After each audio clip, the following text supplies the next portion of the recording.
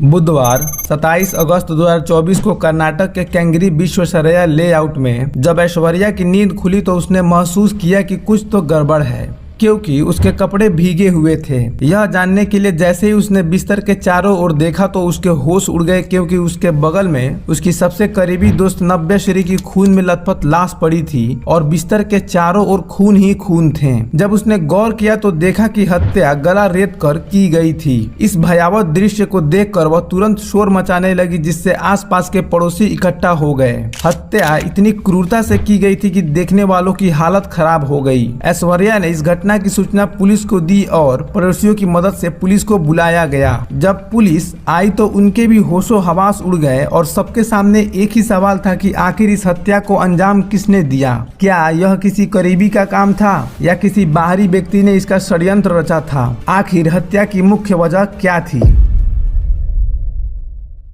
नमस्कार दोस्तों, मैं चंदन कुमार, स्वागत है आपका हमारे चैनल पर। दोस्तों, आज की घटना है नव्याश्री की, जो कर्नाटक के बेंगलुरु शहर की रहने वाली थी।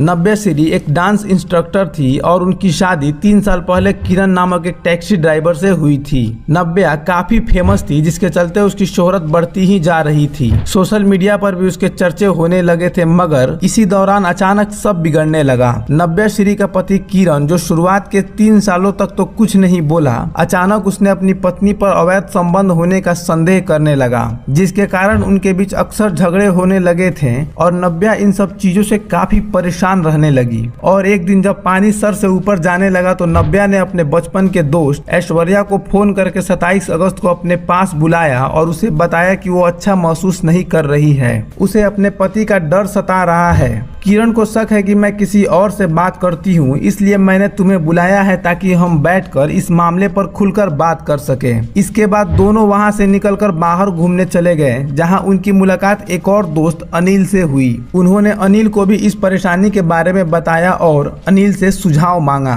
सारी बातें जानने और सुनने के बाद अनिल ने नव्या से कहा कि तुम्हें पुलिस के पास जाना चाहिए। तब नव्या इसके लिए तैयार नहीं थी, उसने कुछ वक्त मांगा और फिर दोनों वापस नव्या के रूम पर आ गए। कमरे में आने के बाद दोनों ने खाना खाया, ड्रिंक भी किया और साथ ही एक ही बेड पर सो गए। न तो ऐश्वर्या और न ही नव्या को एहसास था कि सुबह होते होते सब कुछ बदल जाएगा। अगली सुबह जब ऐश्वर्या की नींद खुली तो उसने देखा कि नव्याश्री खून में सनी मृत पड़ी थी, जिसे देखकर उसके होश उड़ गए। उसने तुरंत पुलिस को घटना की सूचना दी, जिसकी जानकारी मिलते ही पुलिस घटना स्थल पर पहुंची और जांच पड़ताल करने लगी। पुलिस ने ऐश्वर्या से पूछा कि जब तुम इसके पास ही सोई थी तो तुम्हें उसके चीखने या चिल्लाने की आवाज क्यों नहीं सुनाई दी? इस पर ऐश्वर्या ने बताया कि पिछली रात हमने काफी शराब पी रखी थी, जिसके चलते रात में मेरी नींद नहीं खुली। पुलिस ने आसपास के लोगों से भी पूछताछ कर यह जानना चाहा कि क्या उन्होंने रात में किसी को आते या जाते देखा था, पर किसी ने कुछ नहीं बताया। इस पर ऐश्वर्या ने पुलिस को नव्या और उसके पति किरण के बीच चल रहे प्रॉब्लम्स के बारे में बताया। उसने यह भी बताया कि किरण ने कुछ खतरनाक हथियार भी खरीद रखे थे और जब भी उनके बीच झगड़ा होता था तो वह उसे जान से मारने की धमकी देता था। यह बात नव्या की माँ को भी पता थी, जिसके बाद पुलिस ने उनका भी बयान लिया। आप देखिए उन्होंने क्या क्या बताया था।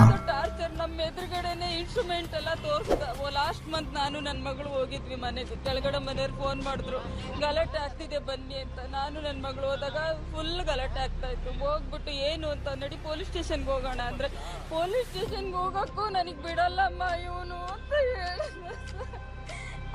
ಇನ್ಸ್ಟ್ರೂಮೆಂಟ್ ಎಲ್ಲ ತೋರಿಸಿದ, ಅವ್ನು ತಗೊಂಬಂದು ತೋರಿಸ್ದ. ಇವಳಿಗೆಲ್ಲ ಆಂಟಿ ನನ್ನ ಫ್ರೆಂಡಿಗೆ ಕೊಲೆ ಮಾಡಕ್ ತಂದಿದ್ದೀನಿ ಅಂದ.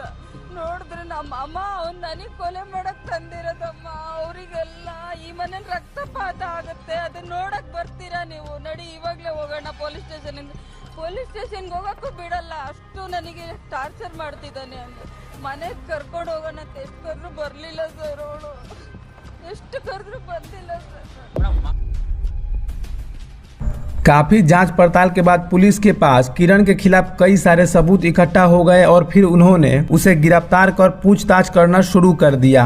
लेकिन किरण मानने को तैयार नहीं था, इसलिए पुलिस ने किरण को बताया कि उसके और नव्या के रूम की दूसरी चाबी तुम्हारे ही पास रहती है, इसलिए तुमने ही इस वारदात को अंजाम दिया था, क्योंकि उस रात की सीसीटीवी फुटेज में तुम्हें ही ऊपर जाते देखा गया था। जब पुलिस ने सारे सबूत दिखाए तो उसने अपना जुर्म कबूल कर लिया। उसने पुलिस को एक एक कर सारी घटना की जानकारी दी। उसने बताया कि उसकी पत्नी का किसी दूसरे से अफेयर था, जिसको लेकर वो काफी नाराज था और आए दिन उनकी लड़ाई होते रहती थी। और जब मुझे लगने लगा कि मेरी पत्नी नहीं मानेगी, तब मैं घटना वाली रात रूम में गया और देखा कि वह और उसकी सहेली दोनों सोए हुए हैं। पहले मैंने आवाज देकर उनको जगाया, पर वे नहीं जागे। जब मुझे लगा कि उसकी सहेली नहीं उठेगी, तब मैंने नव्या को जगाया और कुर्सी से बांधकर उसे टॉर्चर किया, फिर गला रेत कर उसे मौत के घाट उतार दिया। मुझे लगा कि जब सबको खबर मिलेगी तो उन्हें ऐसा ही लगेगा कि हत्या ऐश्वर्या ने की होगी, क्योंकि वो उसके साथ रात भर थी। लेकिन पुलिस ने मेरी मंसूबों पर पानी फेर दिया।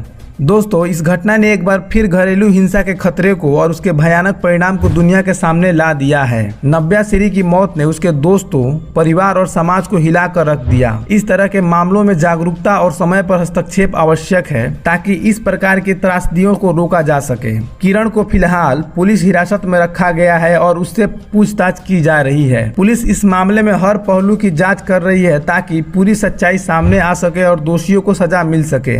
दोस्तों, अगर आपको इस कहानी में कुछ और दिलचस्प बात जानने को मिली हो या आपके मन में कोई सवाल है तो हमें कमेंट करके जरूर बताएं। साथ ही हमारे चैनल को सब्सक्राइब करें और वीडियो को लाइक करें। धन्यवाद।